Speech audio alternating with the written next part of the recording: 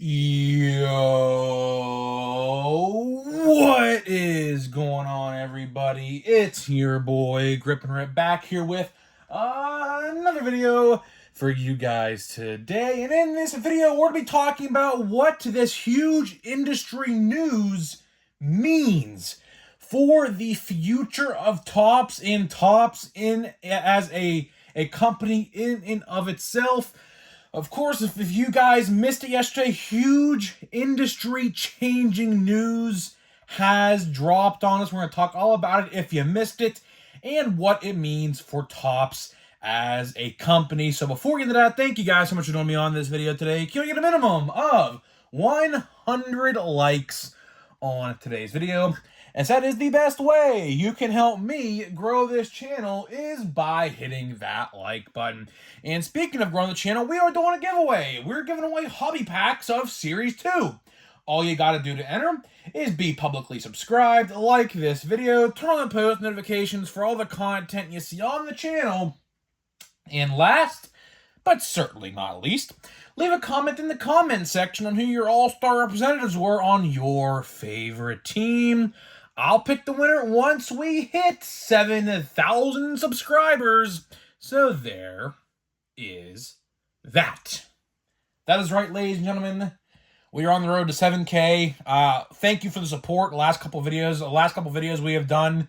Tremendous just support. The video we did on the Walmart removing sports cards did well, so thank you for that. If you're brand new from that video, welcome. Upload every day. Of course, we're looking for Kutch cards in Chrome, so if you guys have Kutch cards, no base, of course. I don't need base. I have a lot of those already. I'll buy them off. You just DM me on Instagram at Grip and Rip Sports Cards.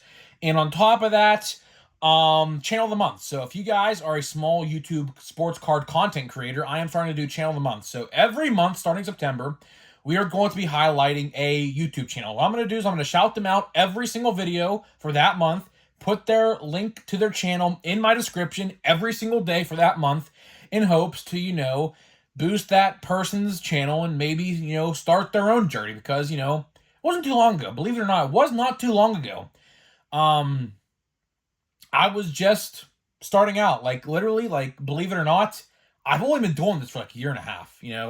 It may seem like a while to some of you because I know a lot of you guys have stayed with me for that long, and I thank all of you who have been watching me since the beginning.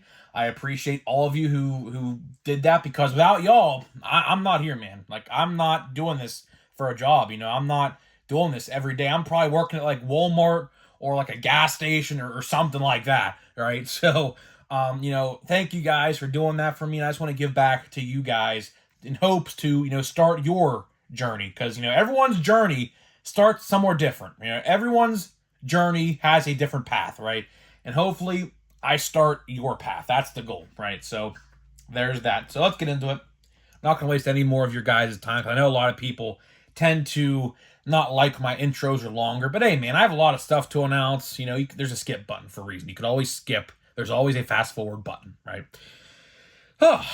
Where do we begin? I mean, yesterday's news was a bombshell, to say the least. I mean, I even told my grandpa, and he was actually, surprised. My grandpa don't really understand much in the hobby. He, of course, knows sports cards. We go buy sports cards all the time. He goes to the hobby store with me all the time. When there's a new product that comes out, for example, last product was Chrome. Next product is Pro Debut coming out. He goes with me to the hobby store because he likes to look at cards and things like that. And when I told him, because he likes football, he likes football more than not basketball, but baseball. He's more of a football guy. He was shocked. He was genuinely shocked when I told him the news. And in case you guys don't know as well, the NFLPA officially announced that they have dropped their, agreement with Panini. So effective immediately, Topps can make football cards as soon as today if they wanted to. I don't know what's going to happen. I assume, I'm just taking a guess, the first NFL Topps cards we're going to see back are going to be Topps Now, obviously, because the football season, it starts literally in what, a week and a half, 2 weeks, right? Something like that, like about 2.5 weeks, if that, from now. So I think the first cards back will be Topps Now football cards. I'd like to imagine that's what they're going to be. Obviously, they could be working on a set right now. Obviously, they do have their own photographers, so it's not like they're going to like steal like photos from Panini and put them on their cards. They have their own photographers. I imagine they have a bunch of photos from last year from all different players. I'm assuming, I'm just taking a guess, they are probably already working on a football card set. The earliest we could probably see a football card set, if we're lucky, I'm going to say around late November, early December. That's my guess. I don't know the logistics of it. This change maybe doesn't take place until next year. I'm not entirely sure. But does Topps want to wait all the way till the 2024-2025 season to put out football cards? I don't think so, right? The football season is, like I said, like 2.5 weeks away at most. So you would think that they would like to push out a set or two. Now, maybe not the full catalog, right? Maybe they don't want to release the full catalog of brands, because, of course, I can almost guarantee you Allen & Ginter football is going to be a thing. Stadium Club football is a absolute definite. They did that in the past. They'll definitely do it again. Series 1 football, Series 2 football, update football. I don't know what that would look like, because obviously that's a lot different than baseball, so I'm not entirely sure on that. There would probably be some sort of Bowman release like we see with baseball, but with college players and pros mixed into one, maybe. I don't know. I could definitely see a reality where they take Bowman as we see it with baseball. And since, Bowman U is a thing, right, with football, I could see what they could do is scrap Bowman U, create a Bowman football with active players like we see with this Bowman. I think that would probably work. Of course, there'll be Topps Chrome football. That would be a thing. Sapphire football, everyone was hyping up. I saw people talking about that on the internet today. That will be a thing. Heritage football, that'll be a thing. You name it, yeah, right? Like anything Topps does with baseball, it will be in football form, right? Most of them. Now, not all of them, but the vast majority, like maybe like 80% of them probably will be. Like Cosmic Chrome football, I could definitely see them doing that. And you name it, right? You name it. Like all the higher end sets, you name it. They could all be football sets. But in this video, I want to talk about how Topps is going to change as an industry and as a company, because with this brand new acquisition, and this is huge, like I said this yesterday, this is pretty much the nail in the coffin for Panini. Like Panini, love them, hate them, I don't know. Your opinion's your opinion, my opinion's my opinion.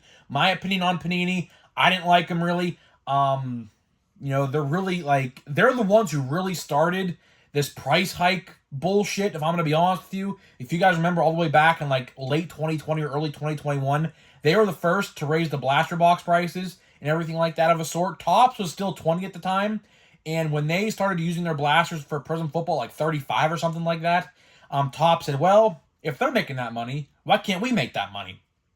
And that's what happened. So Panini, there's a lot to blame for with how they have been treating the hobby. Redemptions, I know a lot of people are upset with redemptions. A lot of people ask me, what about the redemptions they have yet to redeem? I couldn't tell you. I'd have to imagine legally, they probably have to legally redeem them at some point or another. I'd have to imagine. If not, I would imagine, honestly, you could probably take them to court over that. Honestly, probably, I'd have to assume. Maybe Topps will take up that mantle and try to redeem them, but that's really not their job to do, so it's really up to Panini. But I want to talk about today with this brand new acquisition, what this means for the future of Topps, because I really genuinely do think with this new acquisition, a lot's going to change. A lot for us baseball folk are going to change. Now, yes, if you're wondering, I will probably dabble in football, depending on the hobby box price. Now, if hobby box prices are the same as Panini's hobby box prices, you can kiss my ass. I'm not doing it, right? Saying how it is, right? But if, let's say, for example, 2024 Topps Series 1 football is like $120 a box for a hobby box, I'll do it. Sure. If there's no baseball product around that time, sure, I'll do it. But baseball's always going to be the first priority for me, because obviously This is a baseball channel. Although I will do a football channel. Grip and Rip football cards most likely will be a thing. Most likely. Unless I do it on this channel, which I don't think I'm going to, but you never know. But yes, Grip and Rip football cards probably most likely will be a thing.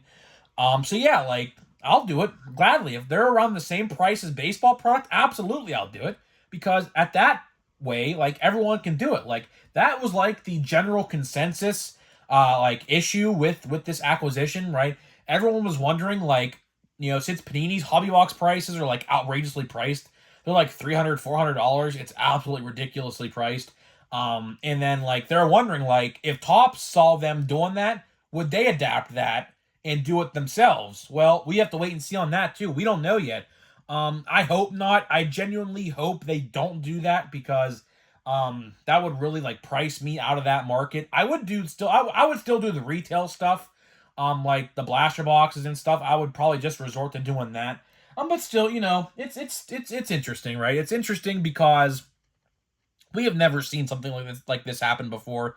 And if you guys thought this was the end of it, wait until the basketball license. The basketball license, I can almost guarantee you, will be coming over to Topps in a matter of probably months at this point. I don't know what's going on with that license. But a long time ago, we read the statement made, I believe, from Topps themselves, I believe it was, or Panini, I don't remember. But the NFL and the NBA were both trying to get out of their sports card contracts with Panini. And obviously, it looks like football succeeded. Now, does basketball succeed? Probably. I'd have to imagine they're going to. But, it's definitely interesting, right? Because a lot's going to change. A lot is going to change with how baseball and football cards are made. The biggest change I would like to see is the shift in release date schedule. So I'm going to make a whole separate video on this, but to preface what I'm going to talk about, just to summarize what the next maybe video is going to be about, we have release dates for Stadium Club, and we have release dates for Update. So Update comes out October 11th, and Stadium Club comes out October 18th, right? The problem with that, I don't have a problem with Update. Update always comes out around that time. Fine, that's whatever. But Stadium Club, a week after the biggest base set of the year typically comes out, that's not a good look. That is not a good look, because obviously people are going to be focused on buying Stadium Club, or actually Update at that point. And like Stadium Club, although it is good for hobby, like $120, 2 autographs, you can't really beat that. The point still stands, like, that's just not a good look. A week later, right? See, in old Topps, if you guys collected Topps products, which I know most of you guys probably have, before the acquisition from Fanatics, what happened was a lot of these sets, like Stadium Club, came out in July, and then, like, for example, Archives, another fan favorite, Archives, the regular Archives, not the Signature Series, just the regular Archives, that usually came out in August. What's it called? Heritage High Number typically came out in August. Chrome, although it did come out in July this year, typically came out the first week of July, around the 4th of July every year. So, a lot of stuff has definitely changed since Fanatics has taken over Topps.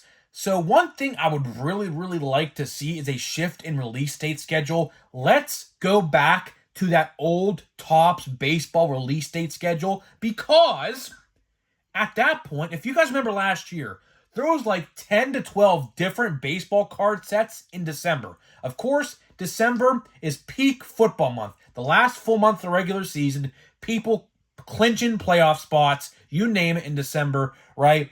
And December, when Topps does football cards, I imagine it's going to be a big month for football cards, right? Here's the problem.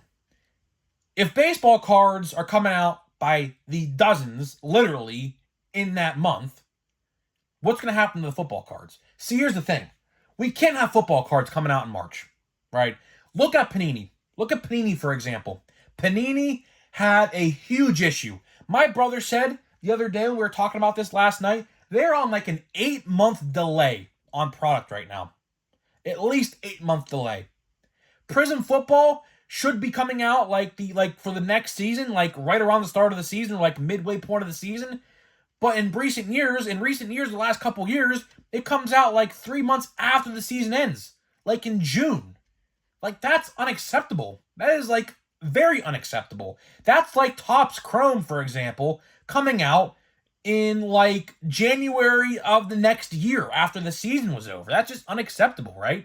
So, if Topps is going to want to succeed with this football license, I think what they're going to need to do is go back to the old scheduling, have the majority of the baseball products come out during the baseball season, right? Now, of course, you can leave some baseball products for the winter, right? That's fine.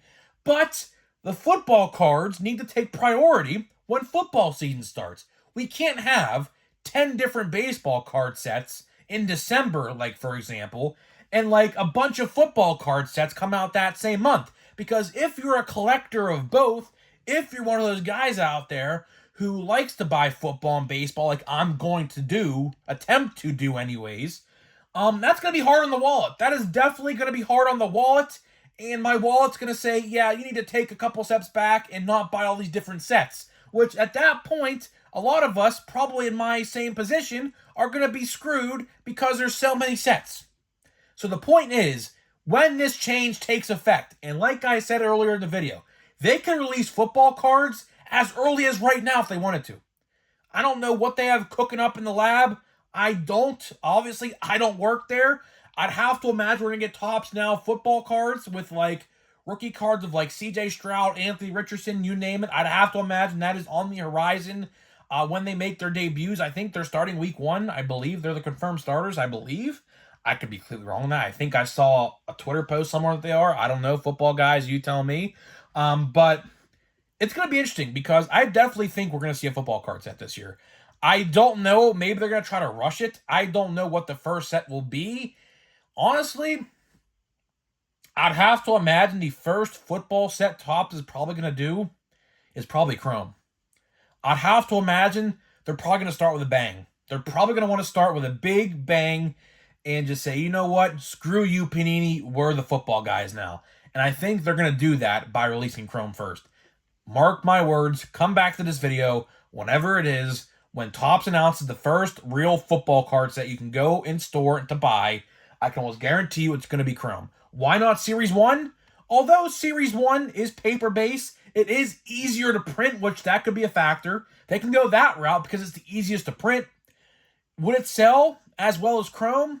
Probably not, but you'd have to realize that would be the first Topps football set since like 2015, so it definitely could be a possibility where Series 1 or just Topps football, for example, I don't know what they'll call it. I don't know if they'll do 3 sets, because 3 sets for football, although it is possible, 3 football sets is definitely possible. There's 52 players per team, right? So times that by 32 teams, that's a lot of people. That's like, what, 15 plus 100 people, right? I think that's probably the math. I don't know. So there's definitely room for them to do Series 1, 2, and update for football. There definitely is.